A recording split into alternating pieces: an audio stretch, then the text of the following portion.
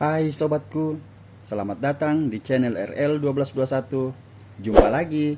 Sebelum kita lanjutkan alur cerita novelnya, jangan lupa like and subscribe ya. Terima kasih. Bab 616 sampai dengan 618 pergi begitu saja. Sona, omong kosong apa itu? Tanya asisten Abigail sambil menatap Sona dengan bingung. Kamu itu siapa? Kalau tidak punya urusan di sini, cepat keluar. Maki Kenneth sambil menunjuk asisten wanita itu. Kamu, asisten wanita itu sangat kesal karena sikap Kenneth. Namun, Abigail melambaikan tangannya dan mengisyaratkan asistennya untuk menunggu di luar. Untuk masalah hari ini, asistennya memang tidak bisa membantu apa-apa. Asisten itu pun langsung berbalik dan berjalan keluar dengan kesal. Setelah itu, dia langsung menelepon seseorang. Di dalam ruang rapat, setelah mengusir asisten Abigail, anggota keluarga Carmine menatap Abigail lagi. Nenek, aku benar-benar tidak melakukan hal itu. Dia bohong.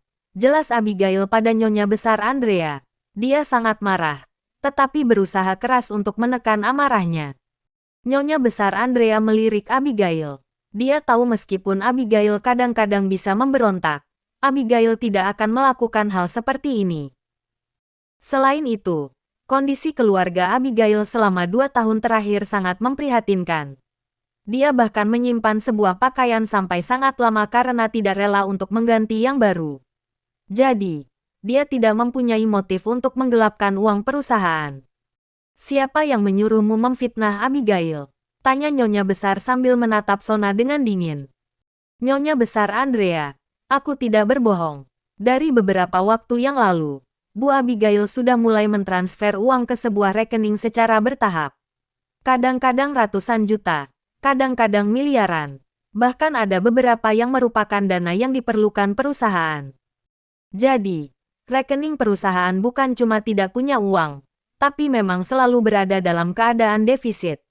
Ada banyak klien yang sudah membayar, tapi uangnya sudah dipakai Bu Abigail sebelum klien menerima produknya.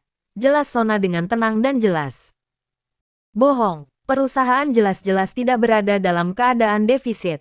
Setiap 3 hari sekali, aku selalu periksa pembukuan kalian, tapi sama sekali bukan seperti yang kamu bilang. Abigail tidak menyangka dia akan mengalami kejadian seperti ini. Jadi, dia kurang bisa mengendalikan emosinya. Bu Abigail, aku tidak tahu siapa yang memberikan laporan itu kepadamu dan apa laporan itu asli atau palsu. Tapi, aku punya setiap bukti transaksi perusahaan yang disetujui dengan tanda tanganmu. Sona membuka arsip dokumen, lalu mengeluarkan selembar demi selembar dokumen. Semua itu adalah bukti yang bisa membahayakan Abigail. Demi bukti-bukti ini, Mason sudah turun tangan sendiri dan melakukan banyak upaya. Di sisi lain, Abigail baru mengambil alih perusahaan tidak sampai sebulan.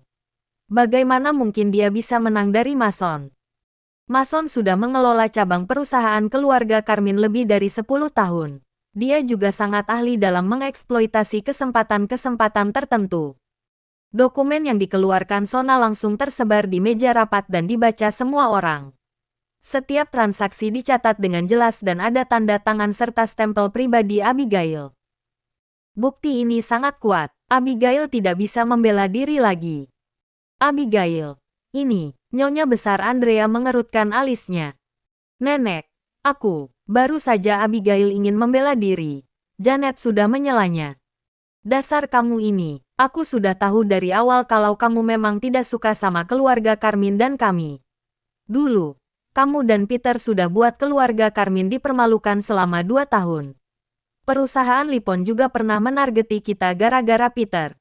Sekarang, kamu malah berani menggelapkan uang perusahaan. Kamu mau apa sih? Bentak Janet sambil menunjuk ke arah Abigail. Aku tidak berbuat begitu. Sumpah, Nenek. Kamu harus mempercayaiku. Sona lagi berbohong. Bukan aku yang melakukan semua ini. Aku tidak pernah menyentuh sepeser pun uang perusahaan. Ujar Abigail sambil menatap penuh harap ke arah Nyonya Besar Andrea. Mason dan yang lainnya selalu mencari masalah dengannya. Saat ini, Abigail tahu bahwa mereka sedang berusaha memperparah keadaan. Jadi, dia hanya bisa berharap pada Nyonya Besar Andrea. Asalkan Nyonya Andrea bersedia mempercayainya, situasinya masih bisa dibalik. Bu Abigail, tanpa persetujuanmu, siapapun tidak bisa menyentuh uang-uang ini. Sekarang, kamu tidak mau ngaku. Apa kamu mau menuduhku sudah menggelapkan dana perusahaan? Kalau memang begitu, apa mungkin aku masih berani kemari? Tanya Sona sambil mengerutkan keningnya. Dia juga terlihat sangat marah. Benar, Departemen Keuangan perusahaan mana punya otoritas yang begitu besar? Ini semua pasti ulah Abigail. Pantas saja Abigail asyik beli baju desainer dan mobil beberapa waktu yang lalu. Ternyata dia pakai uang perusahaan. Ya, kurasa Peter juga pasti terlibat dalam masalah ini. Mereka pasti sudah bekerja sama untuk menggelapkan uang keluarga Carmine. Para anggota keluarga Carmine tidak berhenti menyalahkan Abigail. Uang untuk beli baju dan mobil adalah milik Peter. Jelas Abigail dengan kesal. Buat apa kamu membual? Peter cuma seorang idiot yang lumpuh. Mana mungkin dia bisa tiba-tiba mengeluarkan uang sebanyak itu dalam waktu singkat.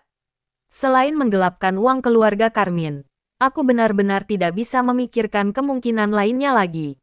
Cibir Kenneth dengan nada penuh penghinaan. Peter bisa mengeluarkan 100 miliar. Apa perusahaan punya uang sebanyak itu?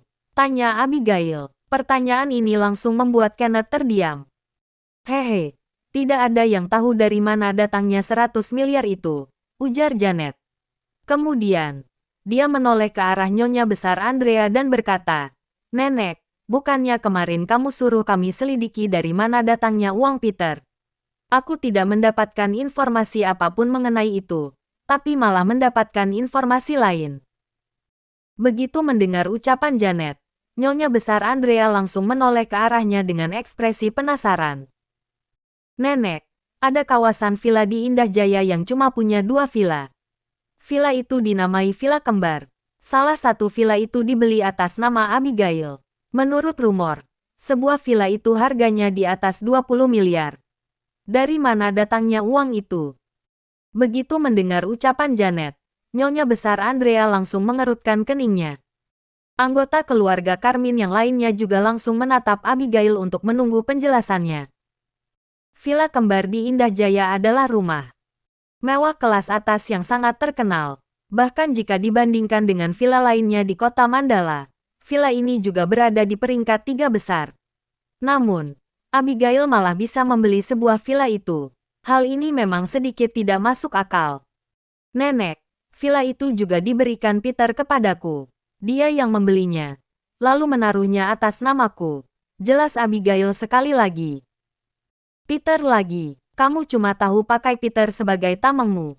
Oke, kalau begitu, coba kasih tahu aku dari mana datangnya uang Peter itu.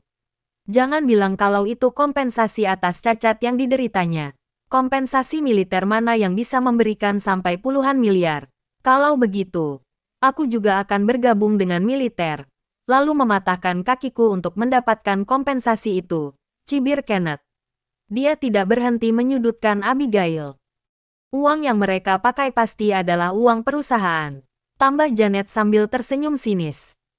Saat ini, semua anggota keluarga Carmine menatap Abigail dengan tatapan curiga. Abigail tiba-tiba merasa sangat lelah hingga malas menjelaskan lagi. Jika Kenneth dan yang lainnya memang sengaja ingin mencelakai Abigail, Abigail juga tidak bisa menyangkal biarpun tidak bersalah. Mereka memang sengaja ingin memaksa Abigail hingga ke jalan buntu. Abigail, apa masih ada yang masih mau kamu katakan? Tanya Nyonya Besar Andrea sambil menatap Abigail. Nenek, kamu boleh selidiki keberadaan uang itu. Kamu juga boleh selidiki catatan pengeluaranku akhir-akhir ini. Aku benar-benar tidak menggelapkan uang perusahaan. Jelas Abigail sekali lagi. Dia menghela napas panjang sambil menopang meja. Hehe, kalau berani bilang begitu, kamu pasti sudah mempersiapkan semuanya, kan? Memangnya masih ada artinya? Tanya Janet lagi sambil tersenyum sinis. Nyonya Besar Andrea masih menatap Abigail sambil mengerutkan kening, tetapi tidak mengatakan apapun. Abigail menatap ke sekeliling. Di dalam ruang rapat ini, semuanya adalah anggota keluarga Carmine selain Sona. Semua orang ini mempunyai hubungan darah dengannya. Namun, saat ini, Mereka terlihat bagaikan pemangsa yang hendak mencabik-cabiknya dan mendorongnya ke jurang. Oleh karena itu, saat mendengar pertanyaan Janet, Abigail tiba-tiba merasa semuanya memang sudah tidak berarti. Semua orang menatapnya dengan dingin. Meskipun dia menjelaskannya, tidak ada juga orang yang akan mempercayainya. Bahkan jika dia bisa mengeluarkan bukti yang cukup untuk membuktikan dirinya tidak bersalah, apa itu berguna? Dia tiba-tiba teringat tentang sebuah hal yang pernah Peter katakan. Aku tidak perlu menghabiskan waktu dan tenaga untuk menjelaskan sesuatu kepada orang yang tidak layak menerimanya. Sebab, mereka tidak akan mengerti dan tidak ingin mengerti. Paman Mason, kamu yang mengatur semua ini, kan? Tanya Abigail sambil perlahan-lahan mendongak untuk menatap Mason. Bajingan, aku ini pamanmu dan juga seniormu. Beraninya kamu berbicara seperti itu padaku. Mason langsung menggebrak meja dan berdiri dengan marah. Abigail, jangan sembarangan fitnah. Paman Mason itu dirut perusahaan pusat. Buat apa dia menargetimu? Kenneth juga menggebrak meja dan berteriak sambil menunjuk Abigail. Orang lainnya juga mengangguk. Melihat reaksi itu, Abigail pun tersenyum. Senyumnya itu dipenuhi dengan kepahitan, penderitaan, dan juga kekecewaan yang mendalam. Jika dia sudah makin menjauh dari keluarga Carmine setelah insiden perekrutan menantu waktu itu, sikap semua orang hari ini sudah mendorongnya untuk lebih menjauh lagi. Peter, mungkin aku seharusnya sudah mendengar nasihatmu dari awal, pikir Abigail dalam hati. Dia tiba-tiba mengingat Peter pernah mengatakan bahwa keluarga Carmine tidak layak menerima pengorbanannya. Peter juga pernah mengatakan bahwa dia ingin mendirikan sebuah perusahaan untuk Abigail supaya dia bisa memutuskan hubungan dengan keluarga Carmine. Namun, Abigail mana mungkin bersedia pada saat itu. Hari ini, Abigail sudah menyesal. Dia menyesal kenapa dia tidak mendengar nasihat Peter. Abigail, kenapa kamu jadi diam? Tanya Nyonya Besar Andrea sambil menatap Abigail. Tatapannya itu bagaikan sedang menginterogasi seorang tahanan. Hal ini membuat hati Abigail agak membeku, tetapi belum sepenuhnya membeku. Bagaimanapun juga, dia juga tidak mungkin lahir tanpa keluarga Carmine. Nenek, tidak ada lagi yang perlu kujelaskan. Tapi, ada yang mau kutanyakan pada nenek. Nenek lebih percaya sama dia atau aku? Tanya Abigail sambil perlahan-lahan menunjuk ke arah Sona. Nyonya Besar Andrea terdiam sejenak, lalu menoleh ke arah Sona. Nyonya Besar Andrea, aku benar-benar tidak bersalah. Aku bisa bekerja sama dengan pengadilan dan menerima penyelidikan, ucap Sona tanpa mengubah ekspresinya. Dia terlihat sangat jujur. Nyonya Besar Andrea mengangguk pelan, lalu menoleh ke arah Abigail lagi dan berkata, aku harap kamu bisa memberiku beberapa bukti untuk mempercayaimu. Begitu mendengar ucapan Nyonya Besar Andrea, Abigail tersenyum lagi dan menjawab, aku tidak punya bukti. Ucapan Abigail membuat semua orang mengerutkan kening. Aku tidak bisa mengeluarkan bukti, juga tidak punya bukti. Tapi aku ingin tanya sama nenek dan semua orang yang ada di sini. Kalian benar-benar lebih percaya sama orang luar daripada aku?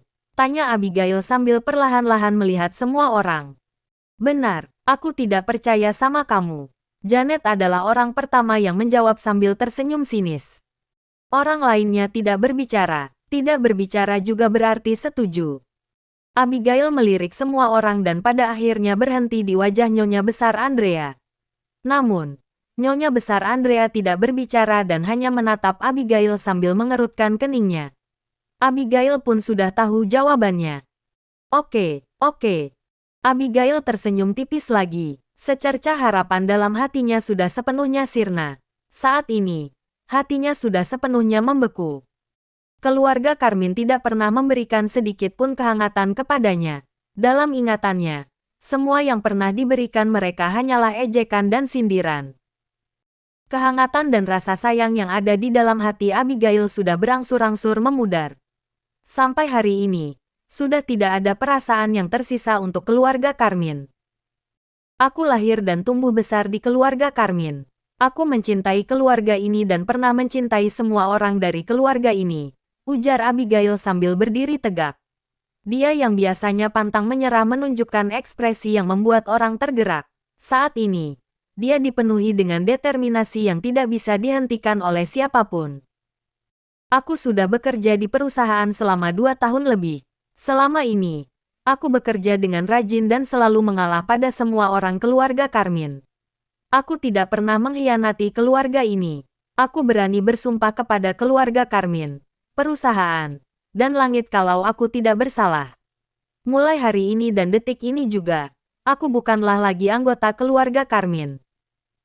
Ucapan Abigail yang menggema di ruang rapat ini terdengar sangat tegas dan lantang.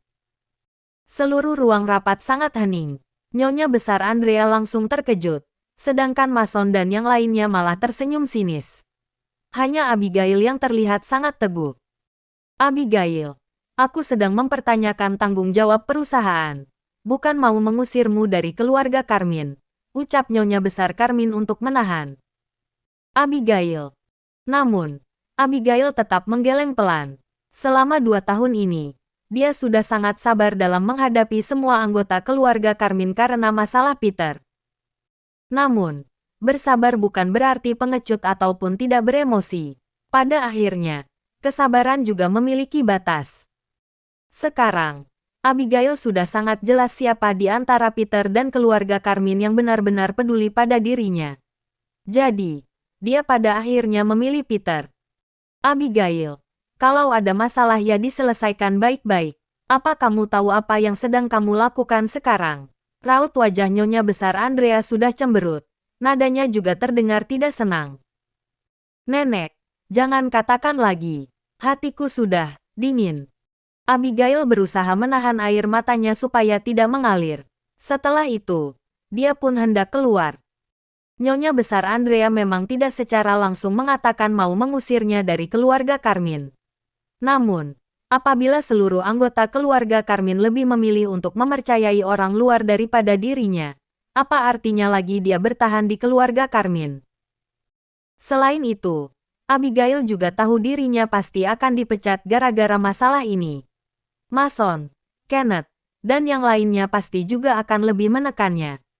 Jadi, meninggalkan keluarga Karmin adalah pilihan yang paling bijaksana untuk saat ini.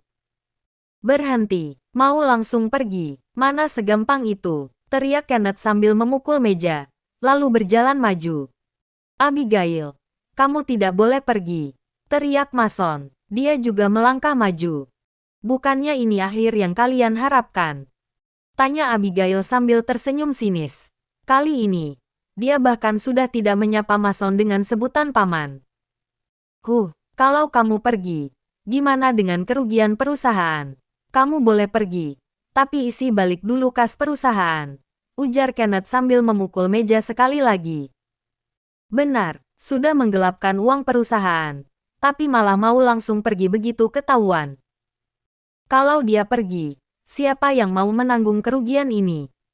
Kalau begitu, semua orang juga tinggal menggelapkan uang perusahaan, lalu pergi sepertinya dong. Para anggota keluarga Karmin mulai bersuara untuk mendukung Kenneth. Saat mendengar diskusi mereka, Nyonya besar Andrea juga mengerutkan keningnya. Kejadian hari ini sudah membuatnya sedikit kewalahan. Awalnya, ini hanyalah penggalangan dana biasa. Masalah ini juga diusulkan oleh Mason. Tak disangka, rahasia mengenai Abigail yang menggelapkan uang perusahaan juga terbongkar. Reaksi pertamanya adalah Abigail tidak mungkin melakukan hal seperti ini. Namun, bukti yang dikeluarkan Sona membuatnya mau tak mau harus percaya. Ditambah dengan nama Abigail yang digunakan untuk membeli villa mewah, Nyonya besar Andrea pun makin curiga. Namun, dia tetap tidak bermaksud untuk mengusir Abigail dari keluarga Karmin. Pertama, sebagai keluarga bangsawan di kota Mandala, keluarga Karmin selalu memperhatikan reputasi saat bertindak dan berbicara. Kedua, dia masih berharap Abigail bisa menemukan seorang suami yang baik agar bisa memberikan bantuan untuk keluarga Karmin. Jadi, Nyonya besar Andrea benar-benar tidak ingin Abigail pergi. Namun, dia sama sekali tidak mempunyai kesempatan untuk menyela saat ini. Aku tidak mengambil uang keluarga Karmin. Mau gimana kembalikan? Abigail menoleh sedikit. Saat ini, hatinya yang sudah rapuh pun hancur berkeping-keping. Anggota keluarga Karmin bukan hanya mau mengusirnya, tetapi juga memaksanya hingga ke jalan buntu. Mason, kita masih belum pastikan kalau Abigail yang mengambil uang ini. Kalian, setelah ragu sejenak, Nyonya Besar Andrea pun mencoba untuk menghentikannya. Namun, Mason juga sama sekali tidak peduli harus menghormati Nyonya Besar Andrea. Rencananya sudah hampir berhasil. Mana mungkin dia menyerah? Ibu, apanya yang masih tidak pasti? Semua bukti pengeluaran, termasuk persetujuan manajer ada di sini. Buktinya sudah begitu kuat. Apa mungkin uangnya hilang begitu saja? Ujar Mason. Setelah selesai berbicara, Mason juga memberi isyarat pada Janet. Janet langsung mengerti dan segera menghampiri Nyonya Besar Andrea, lalu menarik pakaiannya dengan ringan. Nenek, jangan bicara dulu. Biarkan saja Paman Mason menanganinya. Nenek pasti bakal mendapatkan penjelasan yang memuaskan dari masalah ini, bisik Janet di telinga Nyonya Besar Andrea. Abigail mana punya begitu banyak uang buat ganti rugi. Pada akhirnya, Nyonya Besar Abigail juga tetap merasa iba. Nenek, bukannya Peter sudah kasih 100 miliar buat Abigail. Mana mungkin dia tidak punya uang? Begitu mendengar ucapan Janet, Nyonya Besar Andrea terdiam sejenak sebelum mengangguk. Dia pun tidak ikut campur dalam urusan ini lagi. Abigail, jangan omong kosong lagi. Meskipun tidak menggelapkan uang perusahaan, kamu tetap adalah penanggung jawab perusahaan cabang ini. Sekarang, uangnya sudah hilang. Bukannya kamu seharusnya memikul tanggung jawab ini. Ucapan Kenneth ini langsung membuat Abigail terdiam.